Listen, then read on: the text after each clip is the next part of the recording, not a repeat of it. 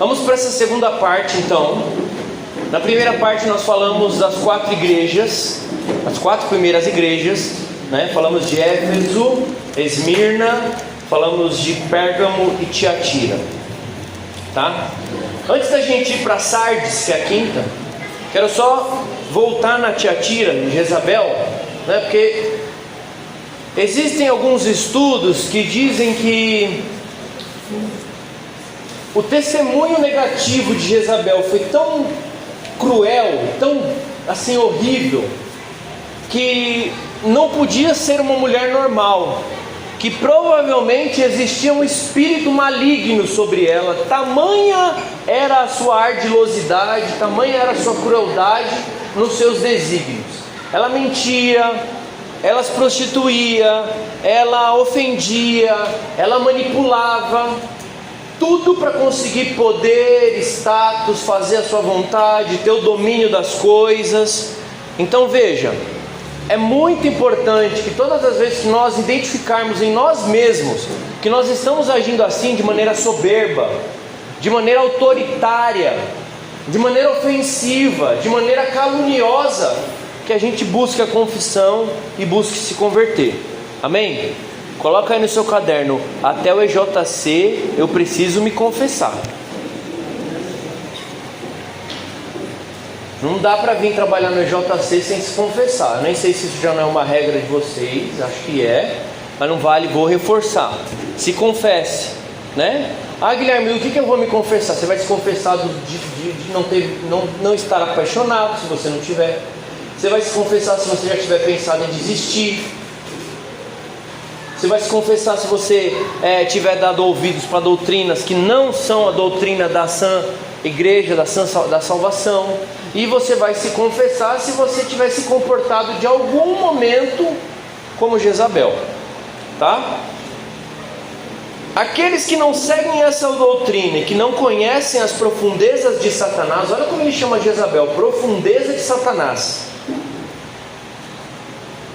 Como dizem, declaro que não vos imponho outro peso. O que tendes, todavia segurai-o firmemente até que eu venha. Ou seja, o peso que você segura, a sua caminhada, se você está firme, não tem se comportado como Jezabel, segure firme. Porque se você vencer, conceder-lhe-ei a autoridade sobre as nações. Você vai pregar a palavra de Deus, você vai viver a palavra de Deus, e as pessoas vão querer te imitar. Eu estava vendo um vídeo essa semana do professor Paulo Freire, não, Deus me livre, Guilherme Freire. Paulo Freire não, em nome de Jesus, está amarrado, sai fora. É o Jezabel da educação brasileira. Guilherme Freire, ele falava que existem 3 tipos de poder. Existe aquele poder que você obriga as pessoas por ameaça a fazer o que você quer, que é o poder de coação, certo? Funciona por um pouco de tempo, mas logo as pessoas, como elas querem ser livres, a liberdade está dentro de nós, já alguém vai se rebelar e vai querer te destruir para poder recuperar a própria liberdade. Então, ainda que vocês queiram coagir os jovens, ameaçá-los para que eles fiquem no caminho correto, não vai dar certo, sim. Tem o poder que tem a ver com o temor, que ele é menos pior que o primeiro, mas não é o perfeito ainda, que é o quê? É mais ou menos aquilo que está acontecendo aqui, que o Senhor Jesus está usando. Ele está falando assim: olha, você precisa se converter, porque se você não se converter, vai dar ruim. E a pessoa, ela começa a fazer o certo porque ela tem medo de coisas ruins acontecerem a ela. É uma ameaça, mas não é bem uma ameaça, é um aviso de consequências. Olha, se você não respeitar o farol vermelho e você passar no cruzamento, um carro pode vir no sentido perpendicular a você, te acertar e você pode morrer.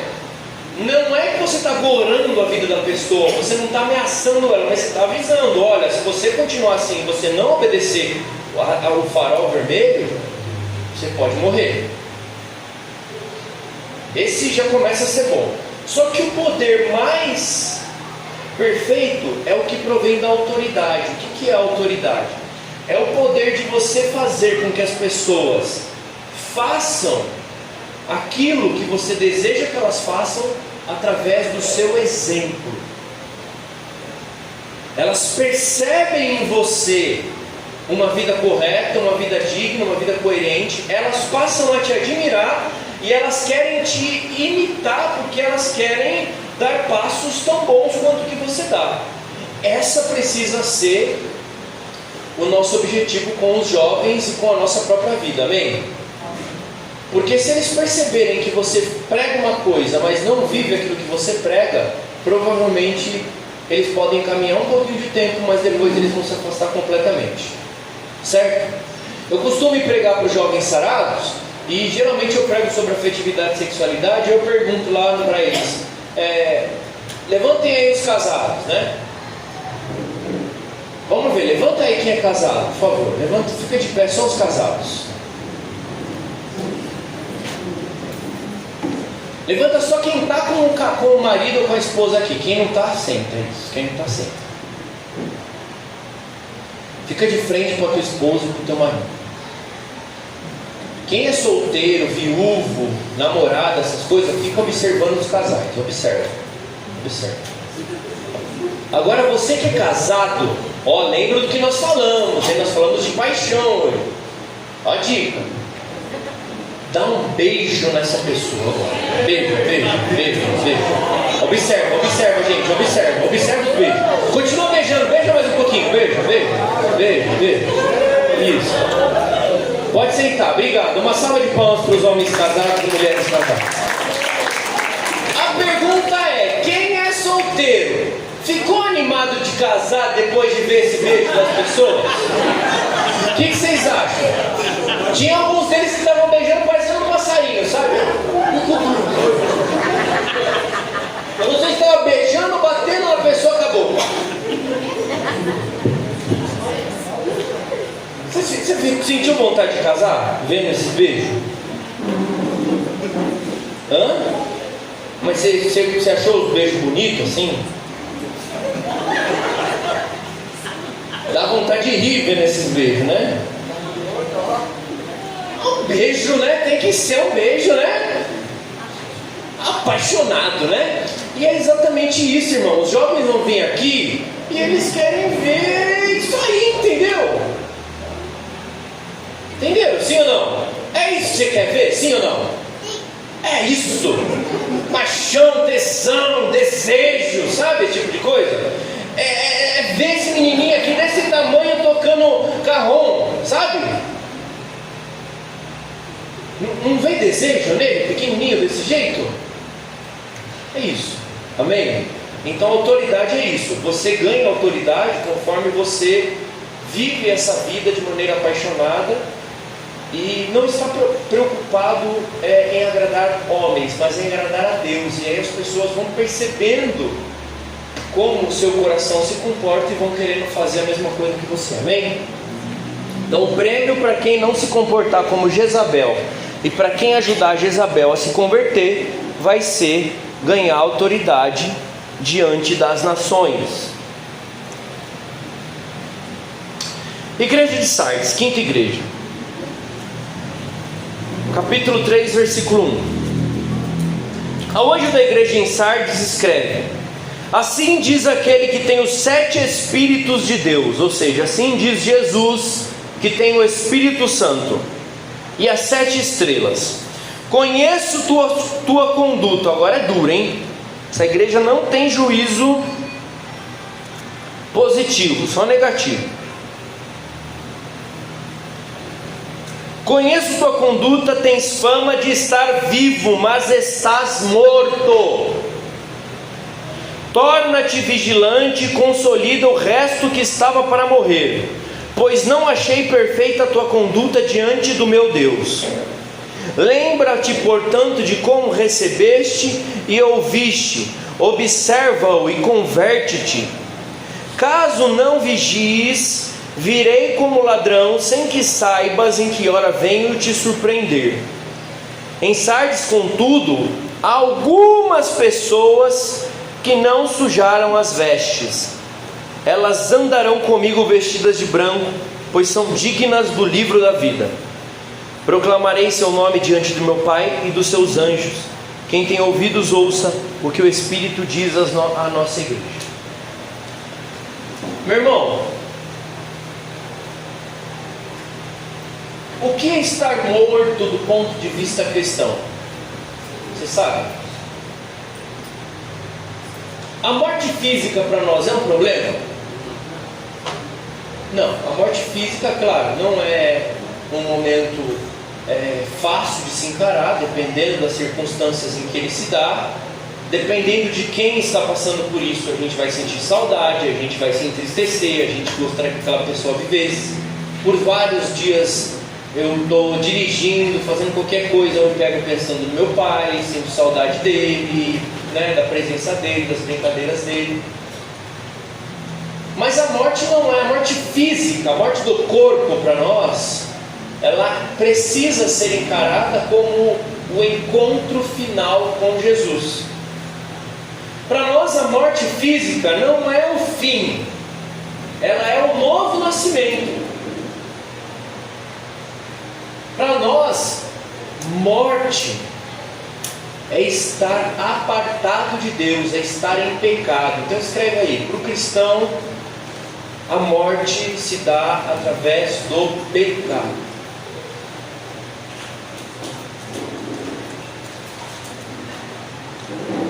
Ainda que ninguém veja qual é o teu pecado, Guilherme, ninguém conhece o meu pecado, né? Como a irmã disse, eu acho que ninguém frequenta outras religiões. Ainda que ninguém saiba que você está batendo um bumbo para Deus e outro para Satanás. Não é porque as pessoas não sabem que você peca que o seu pecado deixa de ser pecado, sim ou não? Porque, veja, não serão as pessoas que vão dizer que você é santo, que você merece o céu. Quem vai dizer isso para você é o próprio Deus, e Ele enxerga os corações, Ele vê o escondido, Ele te observa. E não tem nada que a gente faça que a gente possa esconder dele. E todos nós precisamos rever e buscar nos convertermos de alguma conduta. Então veja, é necessário que nós paremos de fingir uma coisa sendo outra. A igreja que nós acabamos de ver de Sardes era uma igreja que parecia estar viva, mas estava morta. É uma igreja de aparências. É uma igreja que está preocupada em vender uma imagem. É uma igreja que está preocupada com a sua própria imagem. É uma igreja que infelizmente se comporta que nem os fariseus, conhecedores da lei, conhecedores da doutrina, conhecedores daquilo que Deus desejou para o povo de Israel. Pegavam no pé das pessoas para que elas fizessem tudo aquilo, mas não viviam aquilo que pregavam. Voltamos no assunto da vida dupla. Então veja, não podemos ser uma igreja de aparência. Precisamos ser uma igreja que é, como as crianças são.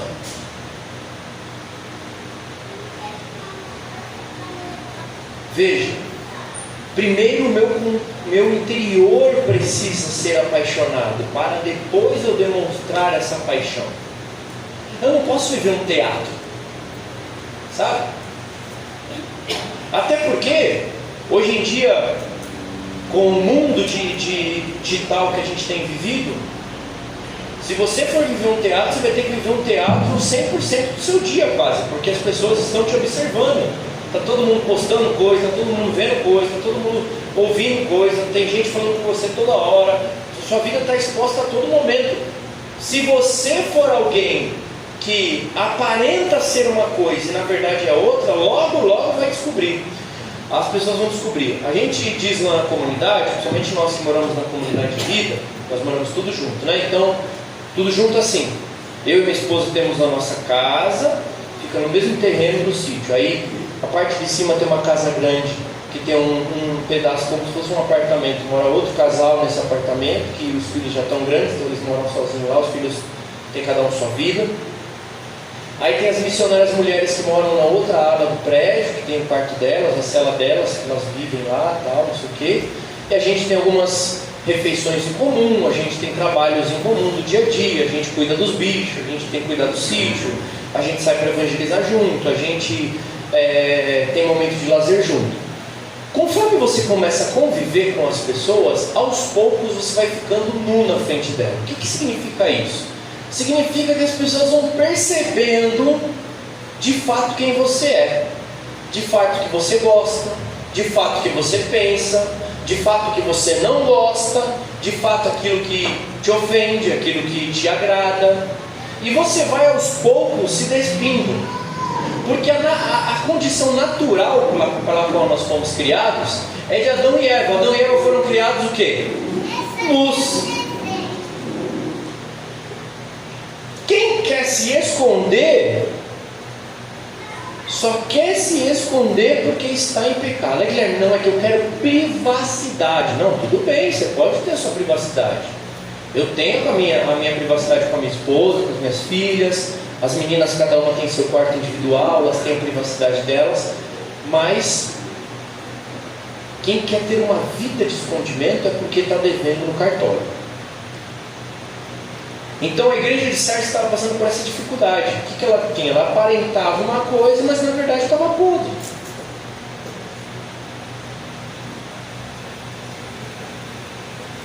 O que vai dar autoridade para o EJC que vocês vão fazer mudar a vida dos irmãos é a sua vida de santidade.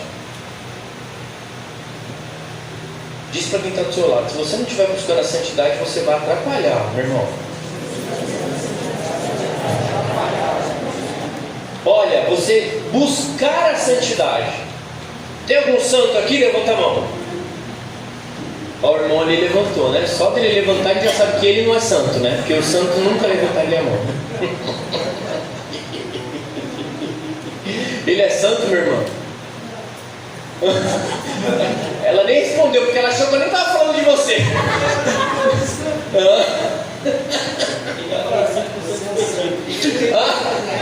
Ela já falou que já se despedido, ó. Veja, nós estamos em busca da santidade. É garantia que nós não vamos cair? É garantia que nós não vamos errar? Não! A chance da gente errar, da gente cair, da gente pecar é grande, mas nós precisamos buscar isso. Como que eu busco? Tendo vida sacramental, frequentando as santas missas, ouvindo a palavra de Deus, servindo na comunidade, ajudando os meus irmãos, corrigindo os meus irmãos e recebendo as correções que eles me fazem, me confessando, buscando ser testemunho de Jesus Cristo na minha casa, obedecendo os meus pais, rezando pelo meu pai que está com dificuldade, indo bem na escola, me comportando na escola como um cristão se comportaria, me comportando no serviço como um cristão se comportaria. Guilherme, mas é muita coisa, eu sei que é muita coisa, mas veja, começa porque você vai ver que você vai pegar gosto pela coisa. Santo Agostinho dizia que era preciso ler a Bíblia, e que enquanto você não consegue ter intimidade com a Bíblia, que pelo menos você ande com ela, porque só de andar com a palavra de Deus você já está melhor com quem nem anda com ela. Então pega uma pequena Bíblia, põe na tua bolsa da tua escola, vai para a escola com a Bíblia. Você ainda não lê, mas você está com a Bíblia lá. Aí um dia que você está voltando da escola, não tem nada para fazer, ler a Bíblia.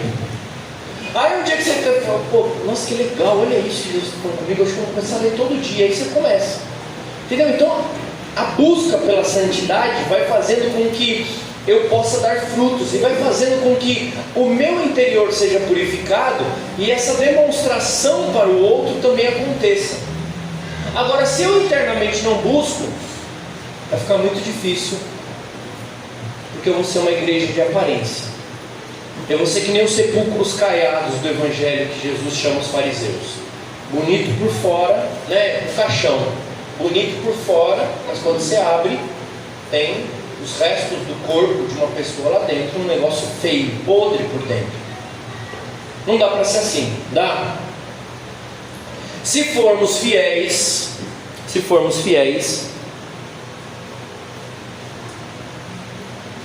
o Senhor nos dará vestes brancas, e o nosso nome jamais será apagado do livro da vida. Vestes brancas significa santidade. Se você for fiel, se você não for alguém que quer ser de aparência, mas ser alguém de verdade, coerente, justo, fiel, que está se esforçando. Guilherme, eu estou caindo ainda, mas estou me esforçando.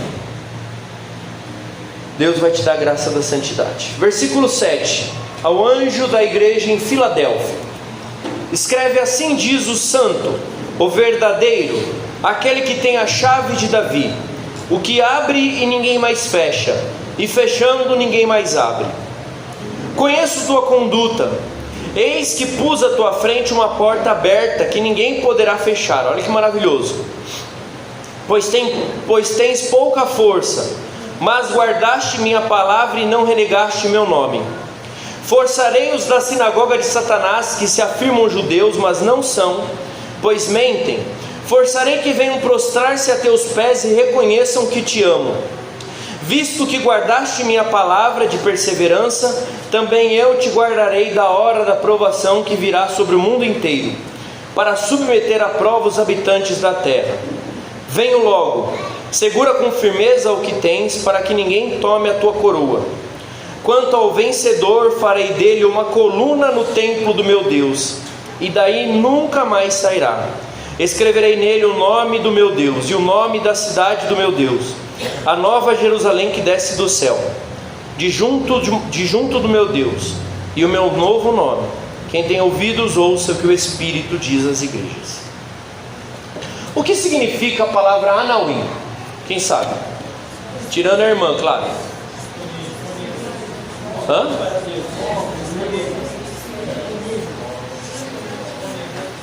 Anauim, o que significa, gente? Vai. Tem gente que está falando que são os disponíveis para Deus, os escolhidos, os pobres. Irmã, o que significa Anauim?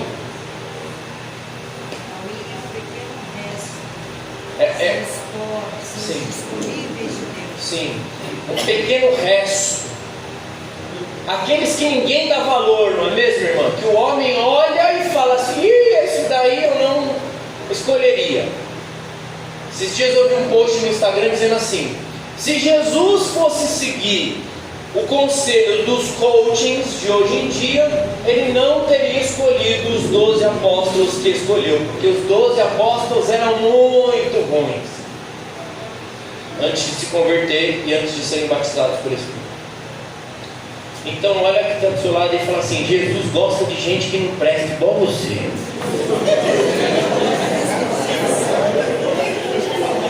Olha para o outro lado agora e fala assim: Jesus ama os miseráveis com a sua cara.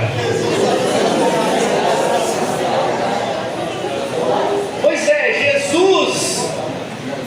Jesus ele tem essa atração por os fracos, pelos oprimidos, por aqueles que são miseráveis, por aqueles que são um pequeno resto, mas que são fiéis à sua palavra, que não podem dar muita coisa porque não tem dons, nem são tão inteligentes, são truculentos como Pedro, são traidores como Judas Iscariotes, são fujões como Tiago, são cheios de dúvida que nem Tomé, são desconfiados como Simão Zelote,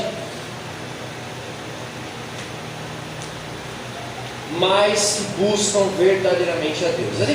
A igreja que nós acabamos de ler, que é a igreja de Filadélfia, é uma igreja muito boa, só que é uma igreja Anauim. É uma igreja, olha o que Jesus diz aqui através da boca de João: conheço tua conduta, Pus à tua frente uma porta aberta, que ninguém poderá fechar, pois tem pouca força. Ou seja, ele colocou uma porta aberta na sua frente, porque nem para abrir a porta você tem força. Ele sabe da sua miséria. Ele não te escolheu pensando que você era um gênio, que você era um espartano, que você era a Mulher Maravilha. Ele não te escolheu esperando que você desse jeito no mundo. Ele te escolheu justamente porque você é um Zé Mané, porque você é uma Maria Mijona, para não falar Maria Fedida. Ele te escolheu porque Ele vai, através de você, mostrar a grandiosidade dele. Ele quer que você se mantenha humilde, que você reconheça que você é este pequeno resto. E ser deste pequeno resto não te faz alguém condenado, mas te faz alguém agraciado, porque Deus te escolheu, porque Ele encontrou em você espaço para mostrar a grandiosidade dele. Só que você precisa permanecer fiel, continuar buscando essa humildade, continuar sabendo que você é Anauim, continuar sabendo que se Deus não abrir a porta, você vai ter que ficar parado no lugar, porque a porta, você não tem força para empurrar a porta. Abrir a porta, né, irmã? Abrir a porta não é uma opção para nós. Nós esperamos Jesus abrir a porta. E a porta que Ele abre, ninguém fecha. A porta que Ele abre, irmã Rosane, ninguém fecha. A porta, veja, um testemunho. Eu fui enganado. Jesus colocou no meu coração que nós, em 2013, que nós tínhamos que ser uma nova comunidade. Ele falou assim, vocês precisam fazer alguma coisa. Nós tínhamos um ministério, 120 pessoas, fazia teatro, dança, música, era chamado para cantar, para pregar, fazer um monte de coisa. Uma loucura. Só que um monte de gente com vida dupla, inclusive eu. 2013, na Jornada Mundial da Juventude, Deus falou, do jeito que está não dá. Ou a gente acaba, ou a gente vai dar o próximo passo. Foi mais ou menos a conversa que está tendo com vocês aqui da Tiatira, ou das igrejas. Se você não se converter, eu vou ir contra você. Se você se converter, eu vou te dar autoridade, blá blá blá. Quando eu comecei a fundar a comunidade, que a gente começou a fazer um movimento que eu nem sabia que era a fundação de uma comunidade, nós começamos a rezar, eu e mais algumas pessoas que eram líderes no nosso ministério, e aí nós chamamos uma pessoa para vir falar conosco, e essa pessoa falou assim, tá, mas se vocês vão dar um passo, vocês precisam de um líder, vocês precisam de um fundador. Quem é o fundador de vocês? Todo mundo se olhou e falou assim, sei lá quem é o fundador da gente, né? Porque eu era coordenador geral, assim. Não, o fundador é aquela pessoa que vocês ouvem, que vocês obedecem, que vocês veem que tem autoridade, que daí não sei o que, bababá. Aí nessa hora, quem é essa pessoa? Todo mundo apontou para mim. Ou seja, quando eu fui chamado para fundar uma comunidade, o Senhor fez a mesma coisa, Ele abriu a porta e falou, você não tem força para abrir, então eu estou abrindo. E a porta que eu abro, ninguém fecha. Ele nos escolhe justamente porque de alguma forma na sua divina sabedoria Ele percebe que nós somos fracos e que ao nos escolher Ele vai ter espaço para manifestar a sua glória. Porque se Ele escolher você e você começar a fazer as coisas pela sua própria glória, as pessoas que te verem fazendo, elas vão querer se converter a você e não a Deus. É por isso que é importante a gente de vez em quando testemunhar o quanto nós somos miseráveis. Quando eu coordenava o Ministério de Artes e não comunidade Cristo Libertador, nós tínhamos encontro de jovens, eu não vivia a castidade com a minha esposa, que na época era minha namorada, e eu fiz questão de tirar a pregação de castidade do encontro. Olha, eu não vivo, não vou pregar o que eu não estou vivendo, vamos tirar, vamos falar disso, etc e tal. Ou seja, estava ali na doutrina nicolaíta, metendo um louco. Não vou falar o que eu não faço, não vou ser hipócrita, mas também não vou anunciar a verdade, também não vou me converter, vou ficar nisso aí. Mal eu sabia que com essa minha conduta eu estava ajudando muitos outros jovens a ter vida dupla igual a que eu tinha. E o Senhor faz questão de escolher esses miseráveis, cada um de nós, os improváveis, aqueles que ninguém dá nada, aqueles que parecem frágeis, que são frágeis, justamente porque Ele quer mostrar a sua força. Então, olha para o que está do seu lado e diz: o Senhor te escolheu. Só precisamos fazer o que Ele manda. E saber que o EJC vai ser bem sucedido não por nossos méritos, mas porque a graça vem dele. Amém? Se nós permanecermos como os irmãos da igreja de Filadélfia, na santidade, se nós permanecermos como os irmãos da igreja de Filadélfia, na humildade, né? O Senhor nos guardará da provação. Quando vier a tribulação sobre nós, Ele vai nos dar o dom da perseverança. Ainda que tudo fique muito difícil, Ele vai nos manter. E quando vencermos, Ele fará de cada um de nós uma coluna no templo. O que é uma coluna? Sustenta. Aqui não é uma coluna, mas imagina que fosse, né? É uma coluna que sustenta, por exemplo, aqui, ali, aquela parte lá atrás da irmã de rosa ali, aquilo é uma coluna. Se tirar aquela coluna, o templo cai, ou pelo menos começa a ruir. Se você vencer, você vai se transformar nessa coluna. Se você persistir, você vai erguer uma coluna na sua casa que vai sustentar toda a sua família. Amém? Amém. E agora vamos para a última igreja, a pior de todas. Diz para quem está do seu lado: se Jesus não falou nada com você ainda, vai falar agora. Se até agora você está fingindo que não é com você, agora não vai ter como disfarçar. Sétima igreja, igreja de Laodiceia. Ao anjo da igreja em Laodiceia, escreve: assim fala o Amém, aquele que realiza o que diz que vai realizar, a testemunha fiel e verdadeira, o princípio da criação de Deus. Conheço tua conduta, não és frio nem quente. Oxalá fosses frio ou quente. Assim, porque és morno, nem frio nem quente estou para te vomitar de minha boca. Pois dizes: sou rico, enriqueci-me e de nada mais preciso. Não sabes, porém, que és tu infeliz, miserável, pobre, cego e nu.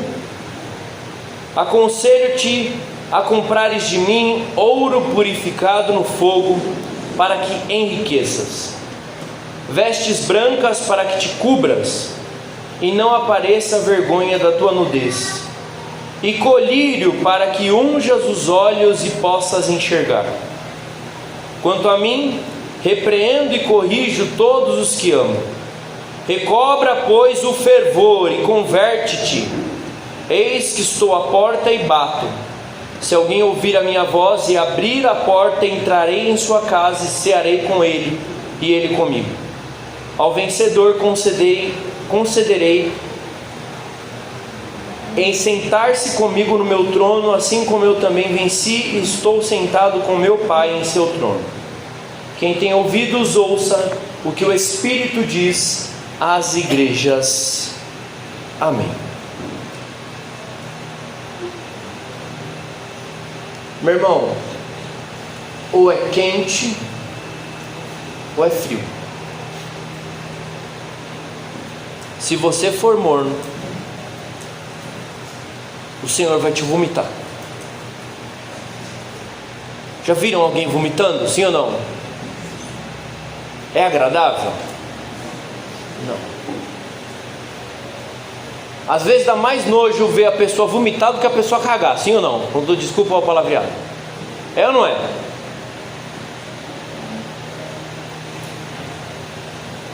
O vômito é uma coisa que geralmente está estragada dentro de nós, tão estragada que não foi capaz de fazer o mínimo de digestão, e que então é colocado para fora para que o nosso organismo, para que o nosso corpo se sinta melhor.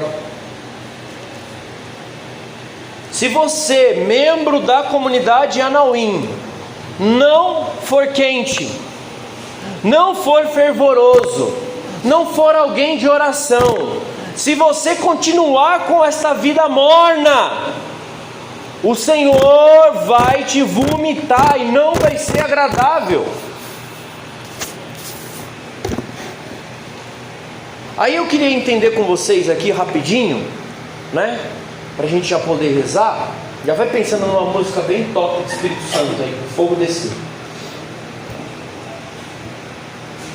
Por que ele diz, né? Porque ele diz assim, olha, não sabes, porém, você diz, né? Eu sou rico, enriqueci-me de nada mais preciso.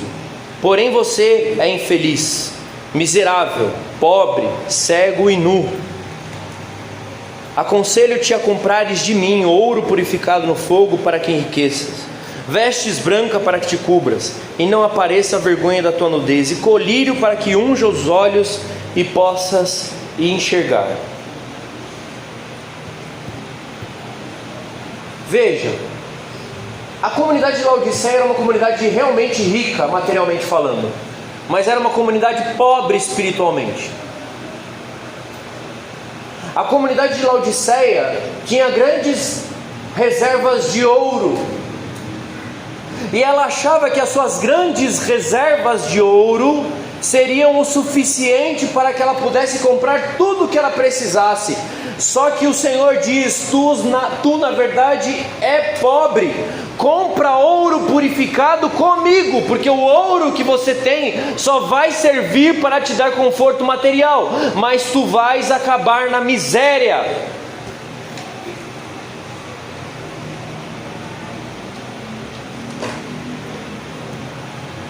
As verdadeiras riquezas, meus irmãos, são parte da vida espiritual.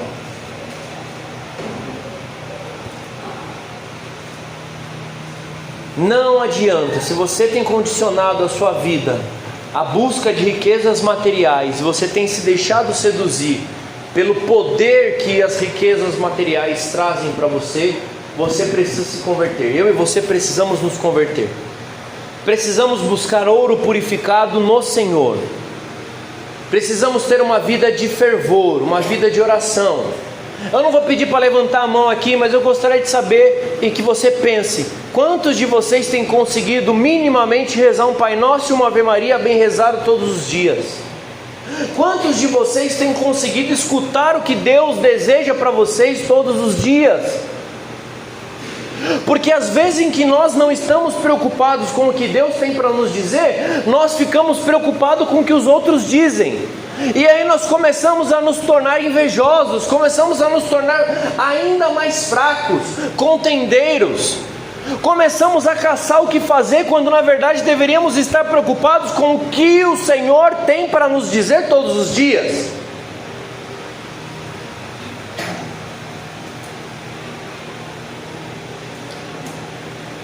A igreja de Laodiceia, a cidade de Laodiceia, era uma cidade não só rica, era uma cidade que era produtora de roupas finas. Era uma cidade de onde se exportavam muitas roupas de linho fino, de cores púrpuras, que naquela época eram mais caras. E aí o Senhor diz: olha, vem até mim, porque eu te darei vestes que vão cobrir de fato a tua vergonha. Porque essas roupas que vocês vendem, essas roupas que vocês se gabam tanto de fazer e ostentam pelas ruas da cidade, perante as outras cidades, elas não escondem de mim a sujeira da sua vida morna. E se você não vier buscar roupas e vestes que eu te dou, você só vai continuar vivendo de maneira nu, de maneira vergonhosa.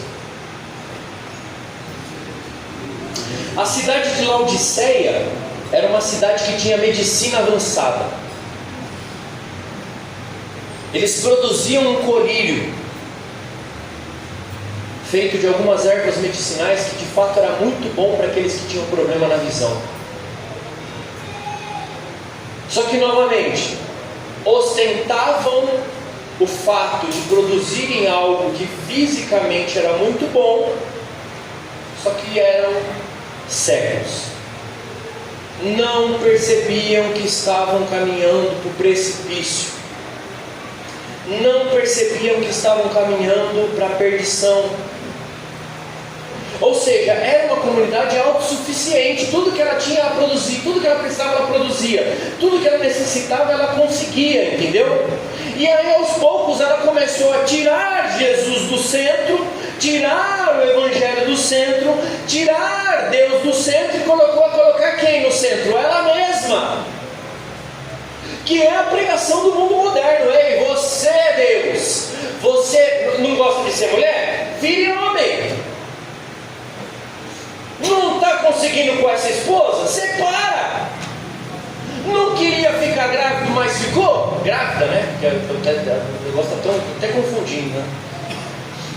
Não queria ficar grávida, mas ficou? Tira, o corpo é teu.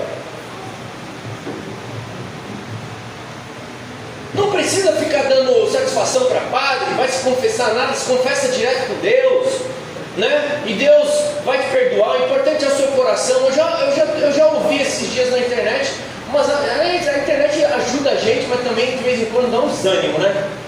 Porque você vê cada coisa. Tinha uma mulher que falava assim: olha, eu me prostituo mesmo, mas eu acredito que Jesus é o meu Senhor e Salvador, e aí Ele vai me salvar, não importa, Ele não se preocupa com os meus pecados. Você acha que é assim? Eu acho que nunca ninguém falou para ela nada da palavra, porque não é isso que está escrito no Apocalipse, sim ou não? Então veja, não dá para ser morno, não dá para achar que você é autossuficiente. Porque se você achar que você é autossuficiente, se você não entender que você é Anauim de novo, e que você é dependente do Espírito Santo, né? Começamos cantando a música, né? Canta um pedacinho mais da música que a gente começou, né? Que fala de depender de ti, sabe?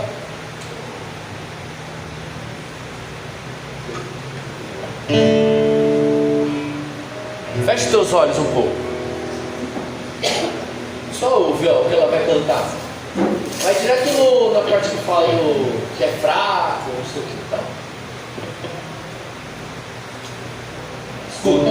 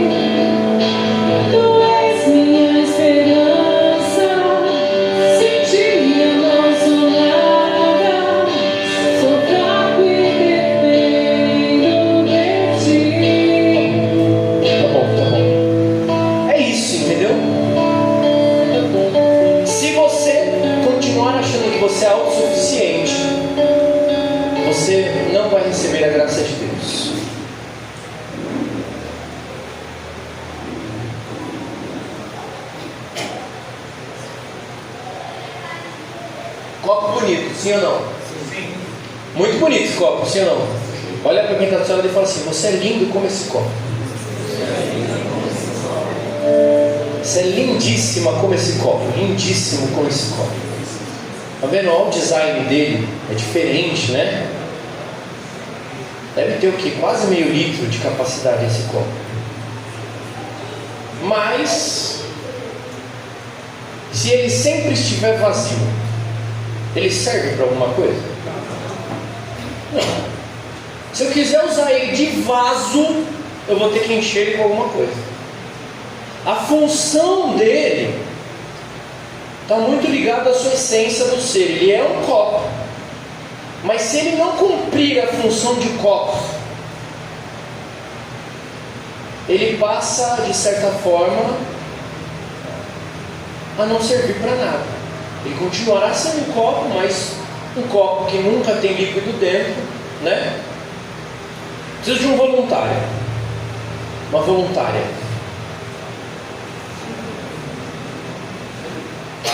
Vem você de vermelho, isso. Vem você. É você mesmo, filha. Tá olhando pra trás por quê? Mete o louco, né? Você viu? Vem você de vermelho.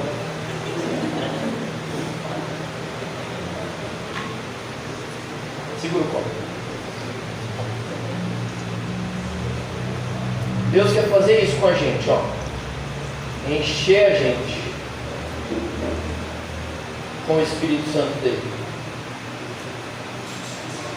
O copo, ele não é autossuficiente. Ele precisa que que alguém preencha ele de alguma coisa para ele se tornar e realizar plenamente a sua missão. Sim ou não? Sim. Você também precisa permitir que o Espírito Santo te preencha, porque senão você não vai cumprir a sua missão. Amém? Amém. A igreja de Laodiceia era uma igreja autossuficiente, que achava que era um copo assim, que servia por si só e tinha se fechado ao Espírito Santo. Só que virou uma igreja morna, e os mornos serão vomitados.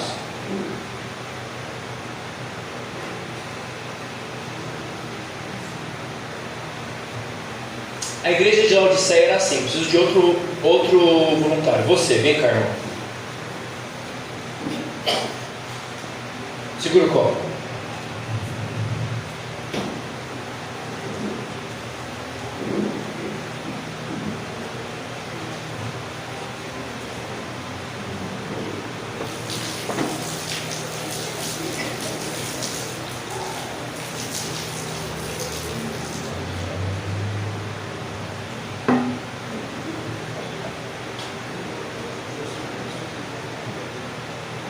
Vem. Essa era a igreja de Laodiceia, fechada à graça de Deus. A graça de Deus que foi colocada dentro do copo foi diferente da graça que tentou entrar no copo agora? Sim ou não? Não, era a mesma graça, sim? Era a mesma água, é a mesma bênção, é o mesmo milagre, é o mesmo dom. Qual que era o problema então? Por que uma ficou cheia e a outra não? Porque uma estava aberta e a outra não. Porque uma estava na posição correta e a outra não. O que foi, irmão? Exatamente.